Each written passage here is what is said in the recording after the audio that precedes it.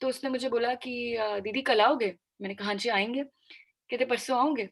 क्या मैंने कहा हाँ जी आएँगे। तो उसने मुझे बोला कि दीदी कल आना, परसों आना, उसके बाद भी आना और फिर हमेशा आना। और ये कह के वो भाग गया। आप अपनी मर्ज़ी से जो करते हो ना, वो आपका मन करता है करने का और डेफ़िनिटली आप उसमें बेटर करोगे।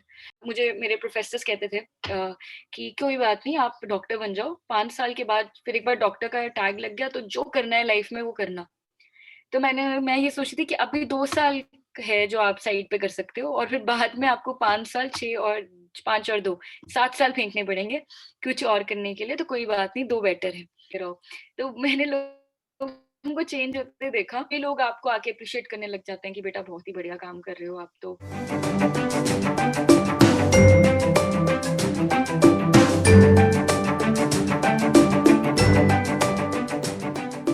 Hi, I'm Drishti Kharbanda. I am the founder of Sarvani and Women Made Craft. Um, I'm just another girl, you know, trying to figure out her way, learning new things. I think I'm a student of life who is learning every day, who's learning and experiencing and just in love with the process.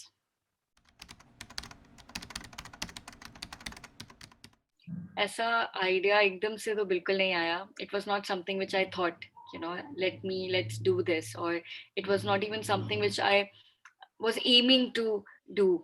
I I think it really happened to me. So how it started was when I was doing my undergrad. I came across a lot of things and I saw a lot of um prejudice in our society, and I went to an all girls college here in Chandigarh, which is MCM Devi Girls College, and I realized that, you know, that we women are not as united as we should be. And I also felt that there's, even within women, there's so many different ideas and different you know, ways to look at a particular situation. So I thought that, you know, there's a a requirement to bring women on a single platform and talk about issues that not only concern them but they concern the entire society. So I started Sarvani as a WhatsApp group. So for me, I was just a 18-year-old. I had no idea about or running an organization or starting an NGO. It was not something which I've seen, not in my family or something. It's an alien idea. I started a WhatsApp group and I started adding all the girls I knew, all the girls I met in my college, and you know, I had a conversation with them कि, you know, I'm thinking कि ऐसा कोई platform बनाते हैं जहाँ पे लड़कियां आएंगी, we'll talk and, you know, we'll discuss our issues and we'll try to find solutions, we'll have solution centric discussions. हर किसी से कोई ना कोई सरवानी को related बात करती थी, and then I used to get them added to the WhatsApp group. After that, we added them to the WhatsApp group. We started doing a lot of activities. We started thinking of doing workshops and drives and all the different kind of things, you know. And eventually it turned out to that we were able to create an organization out of it. And then Sarvani started its own journey and started creating, you know, impact on its own level within the Tri-City community. And then we thought about, as I was looking and I, you know, I went through the process and I realized that no matter, you know, dialogue creating is very important, it's crucial, we need to talk about it, but there's also important, you know, to bring some substantial changes on the ground, जो कि मुझे लगता है कि एक employment generation से ही आ सकता है, अगर आप किसी को मोटिवेट कर रहे हैं, किसी के साथ करना चाह रहे हैं, बट जब तक आप किसी को ट्रूली यू नो इंडिपेंडेंट नहीं कर रहे हैं इकोनॉमिकली, इमोशनली, तब तक पूरी एम्पावरमेंट नहीं होती है. So I realise, you know, the women that we are targeting and the women that we want to help, the best way to help them and to empower them is to give them financial independence. So out of that, you know, the idea of creating Women Made Craft, uh, a company or entity which not only provides employment or supports handicrafts, but gives employment to these artisans and handicraft workers and make them financially independent. So it's just a journey. I don't think so. You can you know, you can think about this, you know, you can vision it, especially when you're young, you are a college student. So it was not like that I had that plan. Even after Sarvani, I was very sure that I want to continue my studies. I went for my master's to Symbiosis Pune to do my journalism.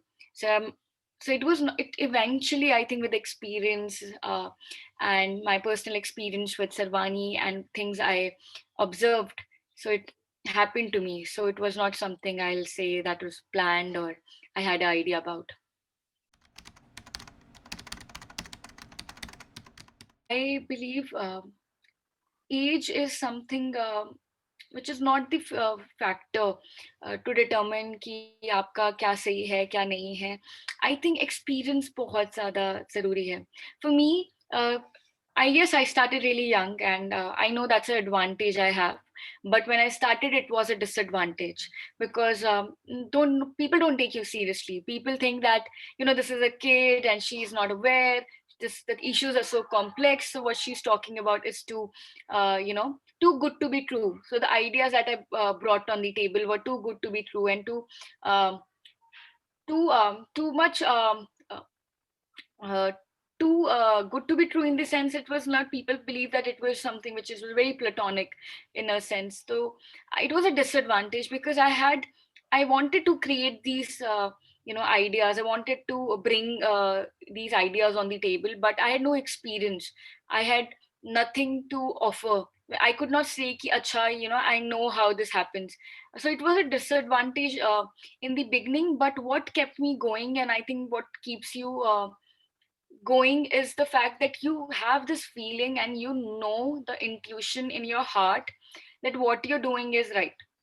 So I no matter what happened, when I started Sarvani, it was not something which I thought will go a long way. I was just doing what I felt right at that moment. I felt all parts of me were like, this is something I want to do. I was not thinking about the future or the past. I was just in the moment. So whatever is required for Sarvani to, functioning at that particular day, I'll do that. So, and I'll try my best to sustain it. That was my only model. Where I think age is something, if you're young, try to do as many as things possible. जितनी चीजें अगर आप experience कर सकते हैं आप करें, because बिना एक्सपीरियंस करे आपको कभी पता ही नहीं चलेगा कि आपके लिए क्या जरूरी है और क्या इम्पोर्टेंट है. मेरे साथ ये बहुत ही अच्छी चीज हुई कि मैंने कभी अपने आप को रिस्ट्रिक्ट नहीं करा.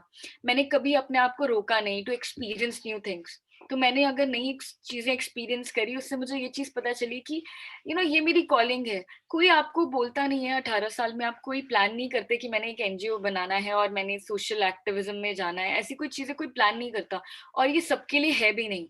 तो अगर आपके अंदर खुद से अगर आपको लगता है कि ये चीज आपको पसंद है, आप ये चीज को आप बिना किसी के कहे कर रहे हो वो काम. मुझे पेरेंट्स बोल रहे थे आप करियर पे ध्यान दे और सोशल वर्क करना है तो become IAS officer, be part of the system to change. So but फिर भी मुझे अगर ये जो चीज मैं कर रही थी वो किसी के कहने पे नहीं, आप खुद कर रहे हो, इसका मतलब है कि आप इसके बारे में कहीं ना कहीं पैशनेट हो और आपको ये पसंद है. बिकॉज पढ़ने के लिए आपको हर कोई कहता है, मेहनत करने के लिए हर कोई कहता है, एग्जाम्स में अच्छा रिजल्ट लाने के लिए आपको हर कोई कहता है. बट अगर कोई ऐसी चीज है जो आपको कोई नहीं कह रहा है बट फिर भी आप कर रहे हो, अपना टाइम निकाल रहे हो, अपनी एनर्जी दे रहे हो, बहुत सारी चीजें सेक्रीफाइस करके भी आप वो कर रहे हो और आपको कोई नहीं कह रहा है वो करने के लिए, तो आपको तब पता चल जाता है कि this is something that you want to do. तो मेरे ख्याल से experience is more important than age. जितना एक्सपीरियंस आता जाता है, अगर आप कम एज में ज्यादा एक्सपीरियंस ले रहे हैं तो आपको जल्दी पता चल जाएगा, और अगर आप कम लेंगे तो आपको थोड़ा लेट पता चलेगा. But experience is I think the most important factor.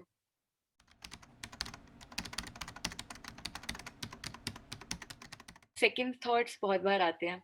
बहुत बार आते हैं, मतलब बट कांस्टेंट नहीं रहते हैं. आते हैं क्योंकि कई बार फैमिली पूछती है, अच्छा ये तो कर रहे हो, करियर में क्या करना है, आगे क्या करना है. ये तो चलो तुम्हारा पैशन है, तो ठीक है तुम कर रहे हो, बट इसका कोई करियर तो नहीं है. इसमें आप you cannot you cannot sustain with this. So ये सारी, बिकॉज ये चीज जो मैंने फील्ड ली है वो एक नॉर्मल फील्ड नहीं है, मतलब ऐसी फील्ड नहीं है जो कि आम है, लोग लेते हैं. लोग डॉक्टर बनते हैं, इंजीनियर बनते हैं, बट जिस फील्ड में मैं हूँ उसमें जैसे कोई सोशल वर्कर आम नहीं है और सोशल एंटरप्रेन्योर आम नहीं है.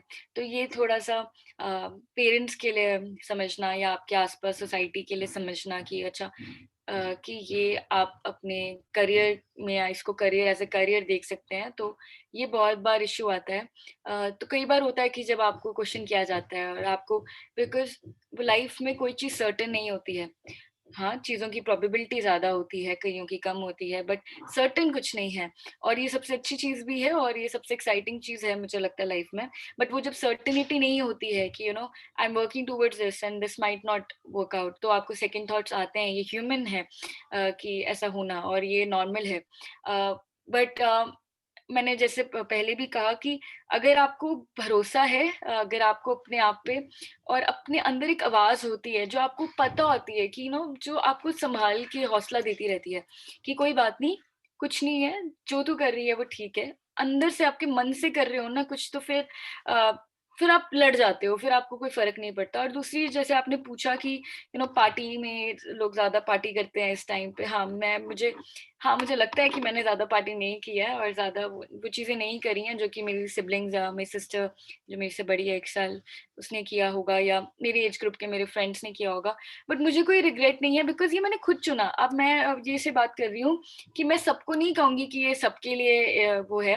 मैंने जो चीज़ मेरे को हमेशा से चॉइस था कि अगर मैं फॉर एग्ज़ाम्पल फ्रेंड्स के साथ पार्टी करने जा रही हूँ 3 घंटे, अगर मैं बाहर हूँ या मैं सरवानी के लिए जा रही हूँ, तो मैं खुद से ही सरवानी चुन लेती थी। मैं खुद से ही, मुझे अच्छा लगता था कि मैं खुद ही मेरे हर वीकेंड पे हमेशा सरवानी का ही काम रहता था। वीकडेज़ पे सरवानी की हम कोई जैसे कुछ एक्टिविटी है और वो कर रहे हैं, ऑर्गेनाइज़ेशन का, रिक्रूटमेंट का प्रोसेस है, बहुत सारी चीज़ें जो आपको चाहिए होती हैं करनी, वो करते थे और वीकेंड्स पे ड्राइव पे होते थे। तो मेरे वीकेंड प्लान्स कभी मिलना या वो नहीं होता था। तो मेरे फ्रेंड्स मुझे चिढ़ाते भी थे क्योंकि मेरा वीकेंड प्लान ये होता था कि अच्छा, सरवानी की ये वर्कशॉप है, सरवानी की ये ड्राइव है। पूरा वीक उसमें उसके प्लानिंग में चला जाता था और वीकेंड उस पे चले जाते थे। बट ये चीज़ मैंने एन्जॉय की है, मैं उसको रिग्रेट नहीं करती हूँ। आई थिंक मैं दोबारा, अगर मुझे ऑप्शन मिले कि मुझे कोई कहे कि फिर से कॉलेज जाना है और फिर से आपको चॉइस है, तो मैं शायद दोबारा क्या, मैं हर बार यही वही करूँगी बिकॉज़ वो मैंने खुद चुना, मुझे किसी ने कहा नहीं। तो अगर आपका मन करता है कि आप डांस करें और आप डांस क्लास जॉइन करना चाहते हैं, तो आप वो करें। अगर आपका मन करता है पेंट करना चाहते हैं, तो आप वो करें। आपका जो मन करता है करें। मैं जो कर रही थी वो मेरा खुद का मन था। तो कभी ऐसा नहीं लगा कि मिस आउट किया, वो मेरा खुद के जब अंदर ही आ रहा है। क अब जैसे कइयों को घूमना पसंद है, पीपल लाइक टू ट्रैवल, तो उनको अंदर से होता है कि वी वांट टू ट्रैवल और जाना है, घूमना है, प्लान करते हैं, सेव करते हैं, एक बजट बना के रखते हैं, पूरा ईयर सेव करते हैं because they want to go to this place. उसी तरीके से, क्योंकि ये जो मैं कर रही हूँ और जो मैं करती आई हूँ, वो मेरे अपने खुद से मुझे लगता है कि मुझे यही करना है, मुझे अच्छा लगता है। मुझे लगता है कि अगर मैं 3 घंटे पार्टी करने के बाद मुझे उतना अच्छा नहीं लगेगा जितना मुझे अपना काम करके लगता है। तो इसलिए शायद मैं कर रही थी और कर रही हूँ और कोशिश है कि करती रहूँगी। अ, टॉय ड्राइव का अभी रिसेंटली हम टॉय ड्राइव पे थे, बिफ़ोर अभी दोबारा से जो सेमी लॉकडाउन लग गया है उससे पहले। तो मुझे याद है कि हम क्या करवा करते हैं, we take lot of toys because toy drive we conduct toy drive every year. So we are the first in all over India to do this drive. For last 4 years we've been doing this. So मुझे याद है कि हम क्या करते हैं, Kambwala is a village near Chandigarh, so we went there. हमारे पास बहुत सारे टॉयज़ थे, वॉलंटियर्स थे, तो हम बच्चों से एक्टिविटीज़ कराते हैं कि स्पून रेस कराते हैं, लेमन रेस कराते हैं और उनसे पुशअप्स कराते हैं, कुछ भी जैसे रेस करवा लेते, कुछ भी हम करवाते हैं, एक्टिविटीज़ कराते हैं, उसमें से एज़ अ प्राइज़ देते हैं हम उन्हें टॉय की, उनको लगे कि they have earned that toy, तो वो ज़्यादा उनके लिए इंस्ट्रूमेंटल होगा।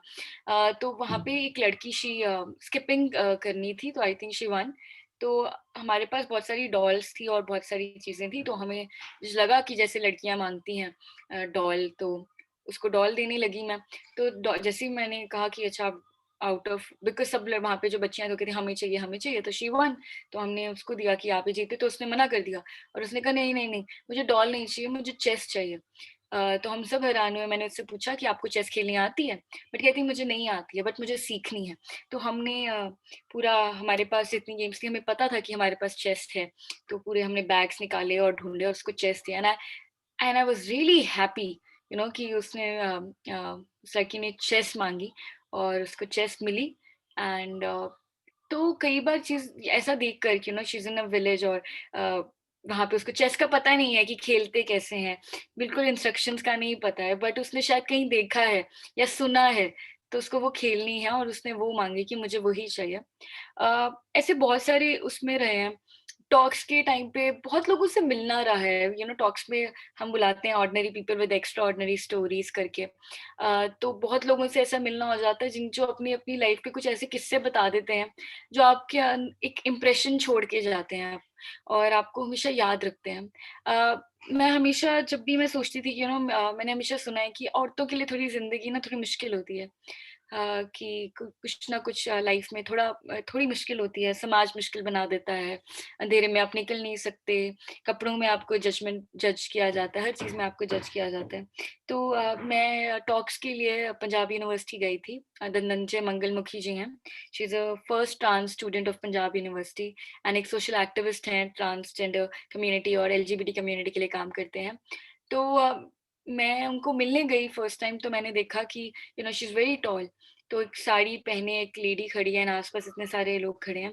तो मैं जब उनसे मिली फर्स्ट टाइम, तो मैंने देखा कि उनकी लोग यू नो औरत को इतना कमज़ोर समझते हैं कई बार। अभी बहुत चेंज आ गया है, लोग समझते हैं कि बट बहुत चेंज आना बाकी है। हम लोग अपनी घरों में बैठ के, अपने शहरों में बैठ के सोचते हैं कि चेंज आ चुका है, हमारे पास सब एम्पावर्ड हो चुके हैं। बट ये देश बहुत बड़ा है और अभी बहुत सारा काम करना बाकी है। तो मैंने उनके पास जब मैं गई, तो उन्होंने मुझे एक चीज़ अपनी स्टोरी शेयर करी और वो स्ट्रगल था कि जैसे ना हमारे समाज में, जैसे मैं पंजाबी फैमिली से आती हूँ, हमेशा यहाँ पे बेटियों को ना बेटा बनने की बहुत होता है कि हम तो बेटा बन के दिखाएँगे, पेरेंट्स की करेंगे। तो उनकी स्टोरी है कि वो लड़की बनना मतलब अपनी आइडेंटिटी पाने की लड़ाई। अ, तो उन्होंने कैसे बताया कि वो आइडेंटिटी पाने के लिए क्या-क्या स्ट्रगल उन्होंने किए। I was 18 years old when I met her and even today अभी भी मेरा उनके साथ कॉन्स्टेंटली एसोसिएशन है, मैं मिलती रहती हूँ। तो वो जब उन्होंने बताया कि किस तरह she was sexually harassed, raped and abused, a, but भी फिर उन्होंने कभी भी अपनी आइडेंटिटी नहीं छोड़ी, कभी अपना जो सच है, वो समाज के लिए चेंज नहीं किया। तो ऐसी चीज़ें ना मुझे जब भी कमज़ोर फ़ील हुआ सरवानी में, कभी भी मुझे ऐसा लगा कि ये नहीं हो पाएगा मेरे से, ये मैं कैसे करूँगी? बहुत मोमेंट्स आते थे बिकॉज़ मेरे पास कुछ ऐसी फंडिंग नहीं थी, कुछ घर से भी कभी पैसे नहीं लिए और कुछ भी नहीं था। तो जब भी मेरे को आई यूज्ड टू फ़ील कि यार ये नहीं हो पाएगा, बहुत निराश हो जाती थी। कई बार होता है, बहुत चीज़ें ट्राई करो तो आपको रिज़ल्ट्स नहीं मिलते।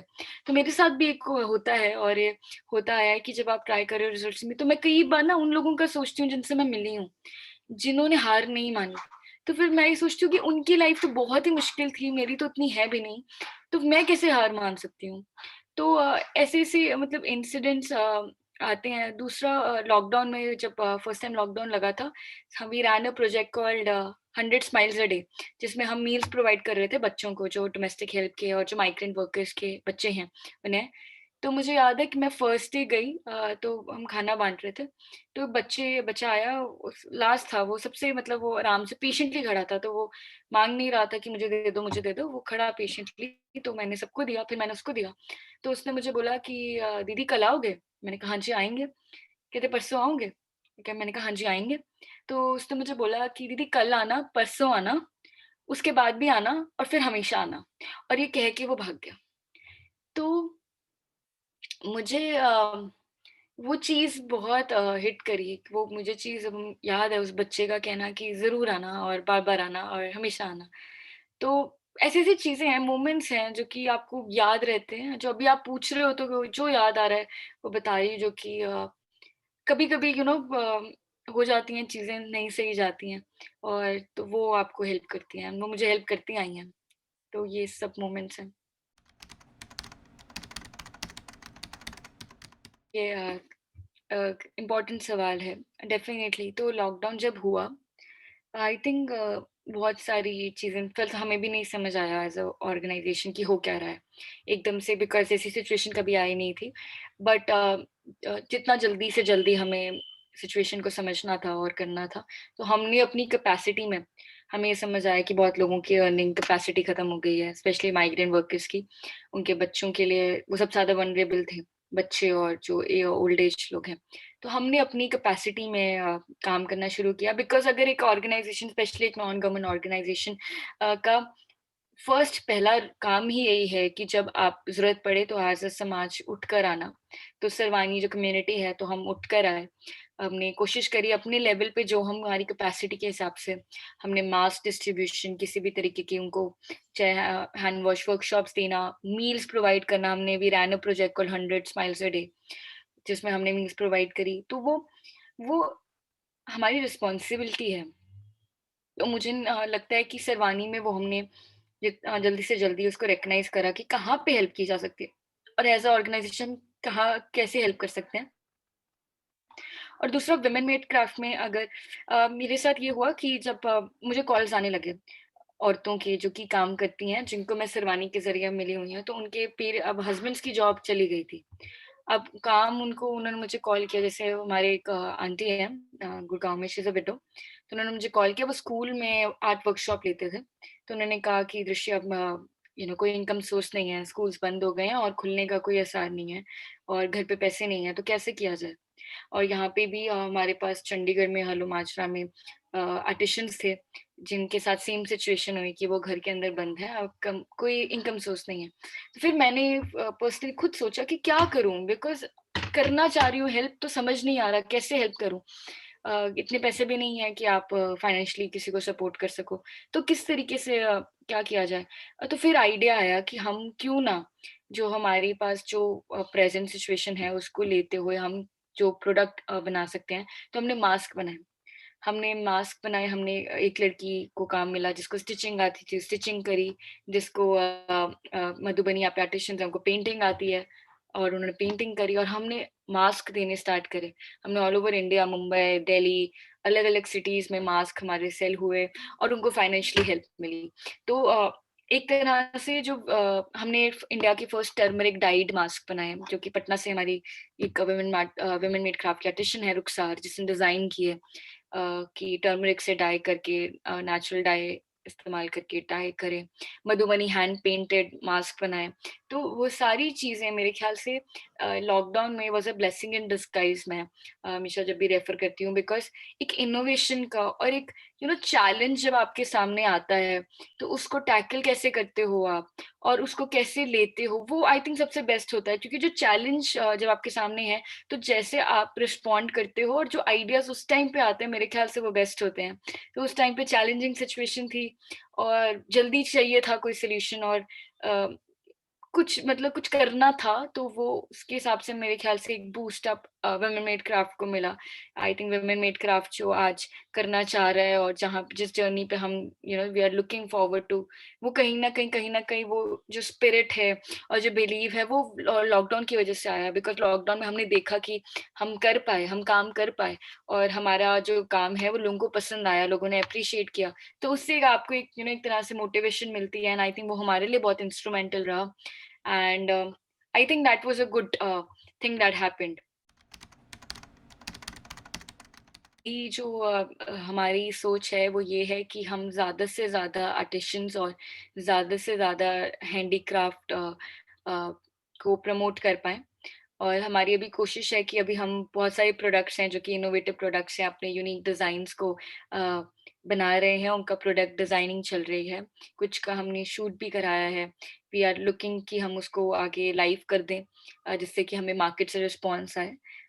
कोशिश यही है वुमेन मेड क्राफ्ट में, because I want to see it as a brand which is just completely run by women. It's by women, not because बहुत बार हम women run जो entities देखते हैं, या तो आप कहते हो women run enterprise है because जो top पे है, the CEO is a woman, तो वो women run हो जाती है। या आपको एम्प्लॉयज हैं, या तो आप जितना भी मैंने सुना है, जैसे कोई पापड़ बना रहा है, कोई अचार बना रहा है, तो women run enterprise है बिकॉज़ वो औरतें काम कर रही हैं। But I want it to come out as way more than that, not only कि यहाँ पे सिर्फ एक टॉप नॉच पे जो है वो लेडी है, या जो आर्टिशियंस हैं। मैं चाहती हूँ स्किल्ड और अनस्किल्ड दोनों हम टारगेट करें वर्कफोर्स को, और हम एक पूरी विमेन रन एंटिटी तैयार करें, which is made by these women who are not only you know innovative, not only skillful, but passionate. Because I see a lot of these women who are so in love with the idea of women made craft, and they are invested. So I want, this is my job, and this is my belief, that I want to take their passion forward and want to जो believe है उनका उसको और strong करें, और उनके लिए results लेके आए। अभी हम बहुत नए हैं, और हम एक स्टार्टअप हैं, तो हमारे पास अभी इतनी रीच या उतनी कैपेसिटी नहीं है कि हम ज़्यादा से ज़्यादा चीज़ें कर पाएँ।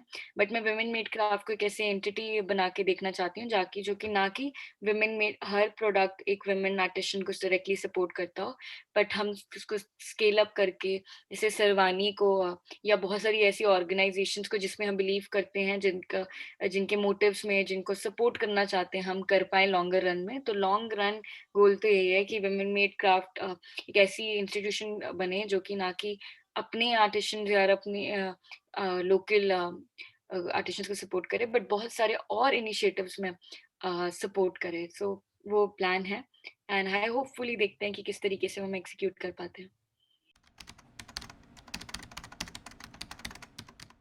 I have not thought about it. But I know that someday later in my life, I want to be a teacher. I want to teach. This is one thing. Because my grandfather was a professor, so he retired from Punjab University Khalsa College as a English professor. So I think there's no profession or a career bigger better than teaching. अगले 5 साल मुझे लगता है कि ये सीखने के साल हैं। आपको कोई गारंटी नहीं होती, और ये एक्सप्लोर करने के साल हैं। अपने आप को जानने के साल हैं। अभी I am 22, so I think the next 5 years I have explored my self in last 4 years also. But जो आने वाले साल होने वाले हैं, 5 साल, वो मेरे लिए, मुझे खुद क्या चाहिए लाइफ में, क्या चीज़ मैं करना चाहती हूँ, किस तरीके से करना चाहती हूँ, क्या सही है, क्या गलत है, वो अभी डिसाइड करके मेरे ख़्याल से वो सही नहीं है। अगर मैं अभी से डिसाइड कर लूँ कि मैंने यही करना है और ये करना है, आपको पता होना चाहिए कि आप जो भी कर रहे हैं, आप उसमें कितना इन्वेस्टेड हैं और उसमें आप कंटिन्यू करना चाहते हैं। ये तो जहाँ तक, जब तक मैं कर पाऊँगी, वो मैं करूँगी। बट अभी ऐसा कुछ नहीं है कि मैंने कोई चीज़ लॉक कर दी है या अपने आप को रिस्ट्रिक्ट कर दिया है, और मैं उसमें बिलीव भी नहीं करती हूँ। आई बिलीव कि आपको should be like water and you should flow.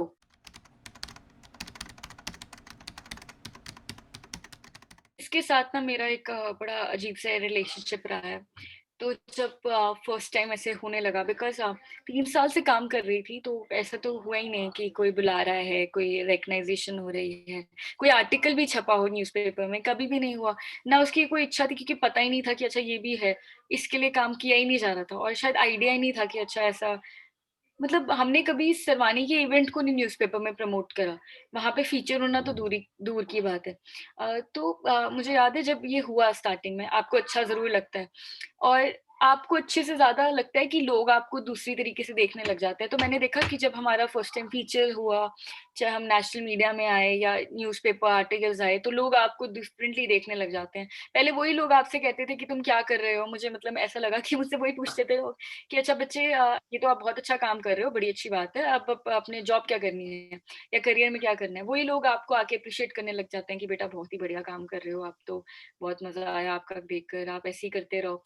तो मैंने लोगों को चेंज होते देखा, बट मेरे साथ एक इश्यू हो गया कि मुझे याद है, मैं कन्वर्सेशन में थी जिसमें मैं अपनी एक फ्रेंड से बात कर रही हूँ, और मैंने कहा कि यार ये ना बहुत ज़्यादा हो रहा है, क्योंकि एक टाइम पे क्या होता है कि जब आप एक बार फीचर होने लगते हो, आपको सारे फीचर करने लगते हैं। आपको हर जगह से आपको कॉल्स आ रहे हैं, पॉडकास्ट के लिए आ रहे हैं, इंटरव्यूज़ के लिए आ रहे हैं। तो एक मेरे लिए ये हो गया कि यार ये तो मेरा काम नहीं है ना, ये काम तो नहीं है, ये तो एक एक्स्ट्रा चीज़ है जो आप कर रहे हो। तो मेरा एक मुझे ऐसा लगने लगा कि ये मुझे ना, मैं डिज़र्व नहीं करती हूँ ये। तो मेरा कि ये जो इतना लेवल पे हो रहा है, अभी तो इतना काम ही नहीं किया, अभी तो बहुत काम करना है। ये चीज़ तब होनी चाहिए जब मुझे लगे कि मैंने इतना काम किया है।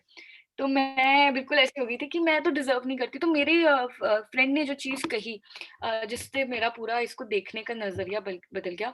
मुझे उसने बोला कि ऋषि, ये ना सब तेरे को इसलिए नहीं कर रहे हैं अप्रोच, या ऑनर कर रहे हैं या बुला रहे हैं कि उन्हें लगता है कि तूने कुछ बहुत कुछ कर लिया है, तूने कुछ बहुत कुछ, वर्डिंग थी, बहुत कुछ उखाड़ लिया है। ऐसा नहीं है, तूने कुछ नहीं उखाड़ा है। बट द पॉइंट इज़, इनको लगता है कि तेरे अंदर पोटेंशियल है। तो वो ऑनर नहीं है, वो एक तरह से एनकरेजमेंट है। तो वो इनकरेज कर रहे हैं तुझे, तो उनको लगता है कि तुझ में पोटेंशियल है, तू कुछ आगे करेगी, तो वो अभी तेरे को फीचर करके या तुझे ऐसे करके इनकरेज कर रहे हैं और अच्छा करने के लिए। तो फिर जब मैंने हर चीज़ को आस-पास ऐसे देखना शुरू करा कि अच्छा, ये मुझे बुला रहे हैं बिकॉज़ ये मुझे इनकरेज कर रहे हैं, मुझे कह रहे हैं कि जो मैं काम कर रही हूँ मुझे और ज़्यादा मेहनत करनी चाहिए और बेहतर स काम करना चाहिए। तो वो फिर मुझे मेरा एक अच्छा लगने लगा, मुझे लगा कि अच्छा, जब भी मुझे ऐसा, क्योंकि कई बार अभी पीछे ऑनलाइन बहुत सारी चीज़ें होती हैं, कॉलेजेस अप्रोच करते हैं डीयू के कि सेमिनार्स लेने के लिए या कुछ 1 घंटे का वर्कशॉप लेने के लिए। तो मुझे लगता है कि ये तो मुझे अब हर बार मुझे लगता है कि मुझे बेहतर होना है, अपने आप से खुद से बेहतर होना है और अपना काम भी बेहतर करना है, क्योंकि मुझे ये सारे लोग, they are rooting for me, ये मुझ पे भरोसा कर रहे हैं, भरोसा दिखा रहे हैं, तो मुझे इनका भरोसा नहीं तोड़ना है।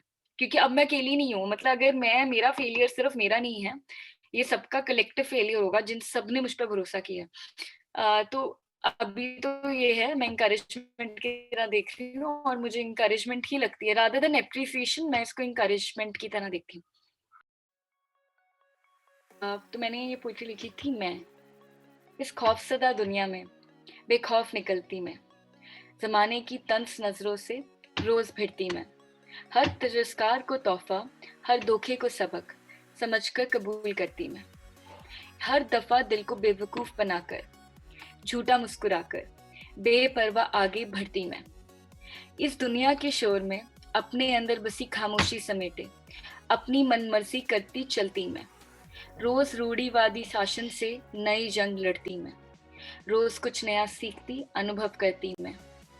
ज़ख्मी शरीर को सँवारती, अपनी हार को मिसाल बनाकर, नए भाग्य का निर्माण करती मैं। कल की क्षमता से भरकर, आज के सच से परे, आने वाले कल की आशा बनकर उभरती मैं। कोई पूछे मेरा, तो उसे मेरी आप बीती सुनाना और मेरा नाम सर्वानी बताना। अभी जैसे कि प्रेजेंटली सिचुएशन आपको पता है, पैंडेमिक की सिचुएशन है। हमने प्लाज्मा डोनेशन में अपना कंट्रीब्यूशन देने के लिए we have opened up platform जहाँ पे आप as a plasma donor register कर सकते हैं। तो कुछ नहीं करना है आपको सिर्फ जाके, अगर आपको पिछले 3 या 4 महीने में कोविड पॉजिटिव रहे हैं आप और अब रिकवर कर चुके हैं सारे सिम्टम से, तो आपके एक फॉर्म है जो आपके हमारे सोशल हैंडल्स पे आपको मिल जाएगा। तो प्लीज़ आप रजिस्टर करें। तो जब भी अगर हमें कोई आप एज अ डोनर रजिस्टर करेंगे तो कोई भी हमें जिसको ज़रूरत होगी, अगर आपके केस से वो मैच करता है, आपके ब्लड ग्रुप से मैच करता है, तो डेफिनेटली हम आपको रीच आउट करेंगे। तो मेरी अभी बस ये रिक्वेस्ट है कि इस टाइम पे ज़्यादा से ज़्यादा जितना हम अपने लेवल पे काम कर सकें, बिकॉज़ बहुत सारी चीज़ों में हम नहीं कंट्रीब्यूट, जो बेड्स हैं या वैक्सीन्स हैं वो बहुत ज़्यादा गवर्नमेंट ऑर्गेनाइज्ड हैं या स्टेट रन हैं। तो बट हम जो लेवल पे, अपने लेवल पे एज इंडिविजुअल लेवल पे काम कर सकते हैं वो करें। तो अभी तो मैं आप सबसे रिक्वेस्ट करूँगी, तो प्लीज़ अगर आपकी फैमिली में जानते हैं किसी को, तो प्लीज़ रजिस्टर करवाएं, जिससे हम ज़्यादा से ज़्यादा लोगों की हेल्प करें, बिकॉज लोग नहीं कर रहे हैं register as a plasma donor.